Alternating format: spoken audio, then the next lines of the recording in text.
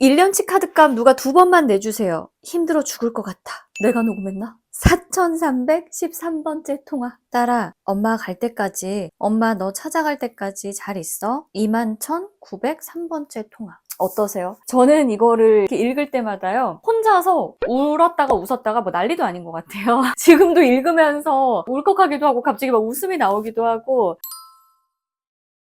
안녕하세요, 여러분. 이세라입니다. 여러분은 살면서 다른 사람들한테 자기 얘기하는 거 좋아하세요? 좀 많이 하세요? 자기 생각이나 감정을 표현하는 거 익숙하신가요? 저는 좀 좋아하는 것 같아요. 제 얘기하는 거. 워낙 이렇게 말이 좀 많기도 하고요. 얘기하는 거 자체를 좋아하기도 하고, 또 저의 어떤 생각이나 감정을 표현하는 거를 그렇게 막 꺼려하거나 어려워하지는 않는 것 같거든요. 근데 정말 깊은 자기 속내를 이야기하는 것이거나 아니면 나의 어떤 약점이 될 만한 이야기일 수도 있고, 다른 사람에게 좀 이야기하기 좀 힘들거나 부끄럽거나 하는, 혹은 나의 정말 깊은 상처, 이런 것들을 이야기하는 거는 또 다른 차원인 것 같아요. 그런 거는 쉽지가 않은 것 같고, 저도 그런 면에서는 또 익숙하지가 않은 것 같습니다. 진짜 진심을 드러내는 일이. 오늘 소개할 책은요, 이 수백 명의 이 마음속 깊은 곳에 있는 고백을 담은 책입니다. 세상의 끝과 부재중 통화라는 책이거든요. 이 책은 그 서른아라는 작가분의 관객 참여형 미술 작업을 기반으로 하고 있어요. 책으로 먼저 쓰이려고 쓰인 게 아니라 먼저 이 미술 작업이 있었고, 그 미술 작업을 책으로 기록해 놓은 거예요. 이 작업의 내용은, 혹은 방식은 굉장히 좀 독특해요. 전시장 한쪽에 공중전화 부스가 있고요. 이 공중전화 부스 안에서는 누군가가 아무에게도 말하지 못했던 자기의 깊은 속내를 고백을 합니다. 녹음을 하는 거죠. 그러면 이 전시장 바깥에는 일렬로 몇 대의 전화기들이 놓여 있어요. 그럼 관객들은 이 수화기를 들면은 그 고백의 내용이 들려오는 거예요. 실시간은 아니지만 다른 사람들이 녹음한 메시지를 들을 수가 있는 거죠. 2018년도 말부터 이 작가분이 이 작업을 시작을 했고, 최근에 이 작가 홈페이지를 들어가 보니까 2024년도까지 약 10만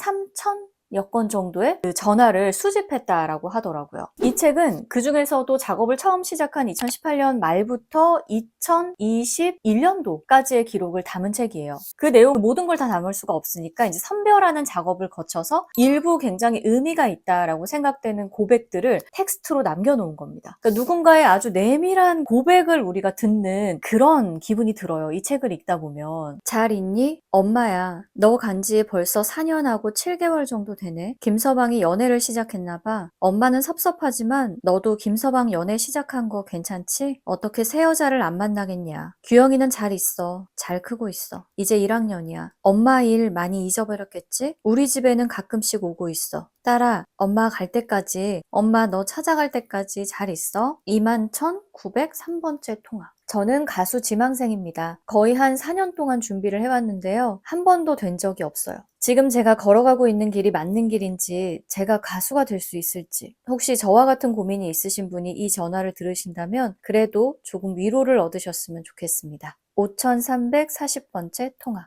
네가 죽은 지 2년이나 지났는데 나는 아직도 왜 그 시간 속에서 살고 있는 것 같지? 너랑 같이 한강에도 가고 우리 나중에 결혼하면 애기 데리고 유모차 끌고 같이 다녔으면 했는데 모든 게 다 있는데 너만 없어서 나는 아직도 너무 무섭고 보고 싶어. 44,000번째 통화. 엄마, 다시 살아서 돌아와주면 안 돼? 만나서 말하고 만지고 눈 보고 싶다. 63,475번째 통화. 나는 할 줄 아는 게 사실 아무것도 없어. 내가 살아가는 모든 모습이 거짓인 것 같아서 나는 진심 같은 게 없는 걸까? 진짜 나로 살아가고 싶은데 진짜의 나는 너무 못나기만 할까봐 겁이 나. 죽을 때까지 나는 나로 못 살아가겠지? 65,811번째 통화. 여자친구 생기니까 본격적으로 럽스타그램 하려고 비공개 계정으로 바꾼 거냐? 그래. 네가 비공개 계정으로 바꿔서 매일 미친년처럼 1시간마다 쳐다보던 네 인스타그램 안 보게 돼서 좋은데 궁금한 마음은 어쩔 수 없다. 이제 욕밖에 안 나와. 바람도 병이야. 한 명한테 집중 못하는 것도 병이야. 너는 또 다른 여자 만날 거야. 뻔할 거야.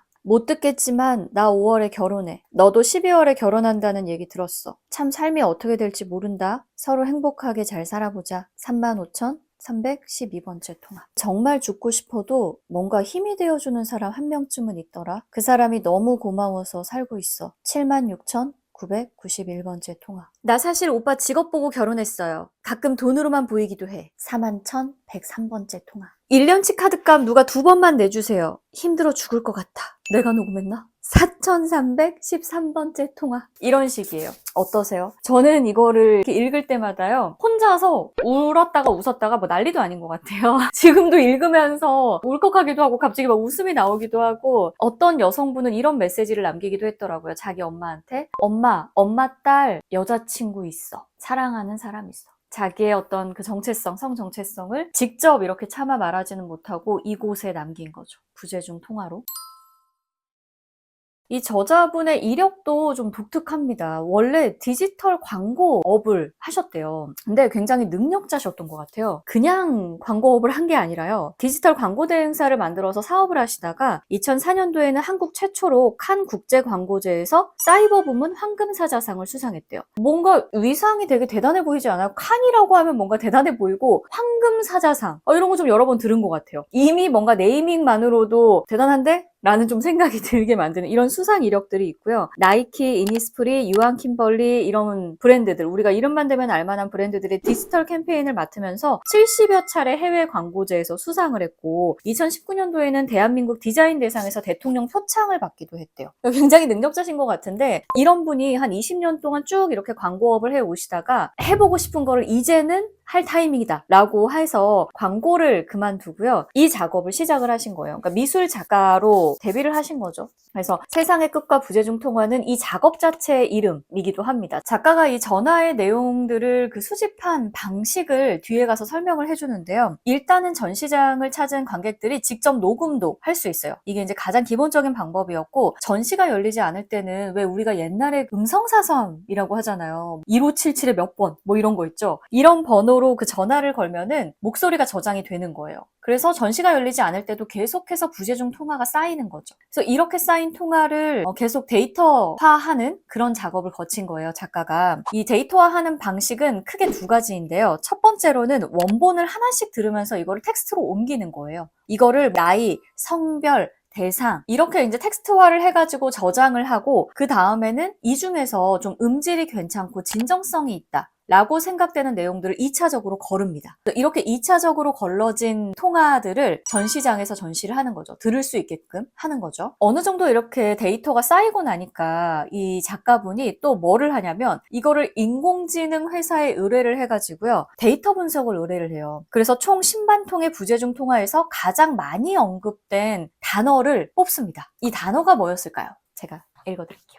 총 10만 통의 부재중 통화에서 가장 많이 언급된 단어를 순서대로 나열해보면 사랑, 행복, 엄마, 사람, 미안, 아빠, 힘듦, 생각, 친구, 고마움 등이 상위에 나타났다고 해요. 또 어떤 대상에게 가장 많은 이야기를 남겼냐 이거를 또 분석해봤더니 불특정한 누군가한테 남겨진 말이 36%로 가장 많았고요. 혼잣말, 그리고 스스로에게 하는 독백이 27%로 다음으로 많았고 헤어진 연인, 할 말 많겠죠? 엄마, 현재 연인, 아빠, 친구 순이었대요. 근데 이런 거를 보다 보면은 결국은 우리가 가까이에 있는 사람이나 나를 잘 아는 가깝다고 생각되는 뭐 가족이나 친구나 이런 사람들에게는 정작 고백을 하지 않았다는 거죠. 그러니까 불특정한 누군가, 익명의 누군가에게 그냥 남기는 말이었고 대상이 없는 거예요. 혼잣말, 독백, 다음 순이었다는 거죠. 자기 자신 아니면 생판 모르는 남한테 고백을 하는 거예요. 그리고 사람들이 남긴 하지 못한 말 속에 내포된 상위 감정을 살펴보면 바람, 그러니까 뭔가를 바라는 마음이 16.4%로 가장 많았고 슬픔, 괴로움, 안타까움, 미안함, 싫음 등의 부정적 감정이 사랑이나 고마움 등의 긍정적인 감정보다 더 많이 분포되어 있었대요. 이거를 보면 우리가 결국은 흘려보내지 못하고 부재중 통화가 될 정도로 이 마음 안에 쌓아놓고 있는 감정들이 뭔지를 알 수가 있겠죠. 1위가 바람이었다고 했잖아요.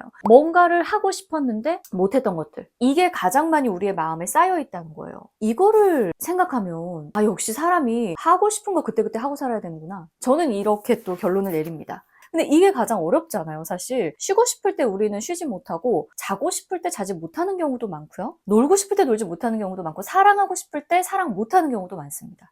결국 이게 참 쉬운 것 같아도 가장 어려운 것 중에 하나인 거죠. 그런 마음속의 바람들을 너무 많이 쌓아놓고 살면 안 될 것 같아요. 그때그때 좀 풀어야 돼요. 지금 여러분 마음속에 있는 바람은 무엇입니까? 제가 바라는 거? 전 좀 떠나고 싶네요. 그때그때 열받는 거를 못 풀어서 그렇습니다. 열받는 걸 그때그때 해결하지 못하니까 바람만 좀 쌓이네요. 이런 거였고요.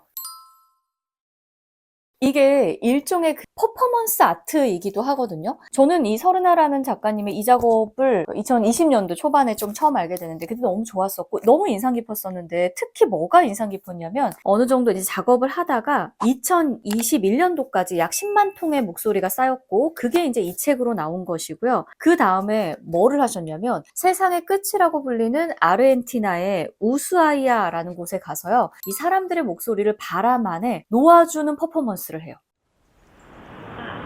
엄마 안 잊어버렸지? 엄마는 승우가 너무 보고 싶어. 그걸 또 영상으로 남겨가지고 그걸로 이 세계 3대 단편 영화제인 탄페레 국제 단편 영화제에서 다큐멘터리 부분에서 후보로 선정되기도 했습니다. 아, 이거 1타 쌍피도 아니야. 1타 3피 아니에요? 전시도 했다가 책도 냈다가 퍼포먼스로 만들어가지고 또 영상 작업으로도 만들고 1타 3피입니다. 역시 마케팅을 하시고 광고를 하셨던 분이라서 그런지 저는 아이디어도 굉장히 뛰어나다라는 생각을 했거든요. 누군가 이 서른아 작가에게 이 작업을 왜 했냐라고 물어본다면 자기는 이렇게 대답할 것 같대요. 죽을 때 후회하지 않기 위해서 했다. 이해가 좀 되는 말이에요. 왜냐면 20년 동안 성공적으로 이어오던 커리어를 그만두고 작가로 데뷔를 하면서 처음 했던 작업이 이 작업이었잖아요. 그러니까 그만큼 이 작가에게는 누군가의 이야기를 수집하고 기록한다는 것, 그리고 무엇보다 사람들에게 자기 속내에 있는 이야기를 털어놓을 수 있는 기회를 준 거거든요. 어떤 장을 마련해 놓은 거잖아요. 참 그게 이 사람에게 굉장히 중요한 작업이었구나. 여러분도 그런 거 있으세요? 하지 않으면 죽을 때 후회할 것 같아서 하고 있는 일이랄지 혹은 아직 그런 게 없으시다면 한번 생각해 보세요. 그게 무엇인지. 누군가를 사랑하는 일이 될 수도 있을 것 같고 저는 누군가를 미워하는 일이 될 수도 있을 것 같아요. 제 안에 지금 확실히 화가 많은가 봐요, 여러분. 약간 착한 사람 컴플렉스가 있거나 혹은 인과응보나 뭐 이런 것들을 생각하거나 누군가에게 내가 나쁜 마음을 먹으면 큰일 날 것 같고 이래서 좀 그런 마음을 누르거나 이런 사람들도 있을 수 있잖아요. 누군가를 있는 힘껏 사랑하지 못한 거를 후회하는 것도 안타깝겠지만 누군가를 또 있는 힘껏 미워하지 못했던 거를 죽는 순간에 후회하는 게 딱 그 내용이라는 것도 좀 슬프긴 하겠네요. 나는 뭐가 있을까? 확실히 지금 화가 많나 보다. 생각나는 내용들이 저는 이 책에 있는 누군가의 고백의 내용들을 쭉 보다 보면 결론은 어떻게 내려지냐면요. 사연이 없는 사람이 없다. 각자의 삶에는 각자의 어려움, 각자의 아픔, 각자의 슬픔, 각자의 상처가 있구나. 이런 생각을 하곤 해요. 우리가 타인을 바라볼 때 그러니까 내용은 다르겠지만 나처럼 깊은 상처가 있을 것이고 누군가에게도 말하지 못한 어려움이 있을 거라는 아주 당연한 사실 하나만 우리가 전제하고 누군가를 대할 수 있다면 다른 사람을 대하는 게 훨씬 더 관용적이고 조금 더 타인에 대한 포용력? 이런 것들이 생길 수 있지 않을까라는 생각을 해봐요. 그런 걸 알고 바라봐도 도저히 용서가 안 되는 인간들도 물론 저는 있을 거라고 생각해요. 제가 진짜 지금 화가 많네요. 여러분. 화를 좀 삭히고 오겠습니다. 다음 편에서는. 근데 그런 사람들도 있지만 누군가에게 조금 더 관용적이고 넓은 마음, 따뜻한 마음 이런 것들을 생겨나게 하는 그런 작업, 그런 책이 아닐까라는 생각이 좀 했어요. 이 책에는 드라마 작가 노희경 씨가 추천사를 썼거든요. 뭐라고 하냐면요. 내가 외로운 이유는 누가 나의 이야기를 들어주지 않아서가 아니라 내가 남의 이야기를 들으려 하지 않기 때문이라는 걸 꽤 오래전에 알았다. 그래서 나는 외로울 때마다 더더욱 나와 다른 이들의 삶의 이야기에 집착하며 드라마를 쓴다. 쓰다 보면 알게 된다. 누구의 삶도 녹록지 않으며 얕잡아 볼 수 없으며 나만큼 이번 삶을 버텨내기 위해 사투 중임을. 지금 당신 외롭다면 10만 명의 사람들이 듣느니 받느니 없는 전화기에 제 속내를 털어놓은 이 책을 읽어라. 지금 당신 외롭다면 이 책을 읽어보십시오. 여러분을 닮은 누군가의 이야기가 있을 수 있고요. 또 한편으로는 지금 외로워하고 있는 게 각자의 삶에서 각자의 어떤 어려움으로 사투를 벌이고 있는 게 나만이 아니구나 라는 그런 생각 드실 거예요. 네, 오늘 영상은 여기까지입니다. 저는 다음에 또 제가 좋아하는 것들에 대한 이야기로 찾아오겠습니다. 안녕!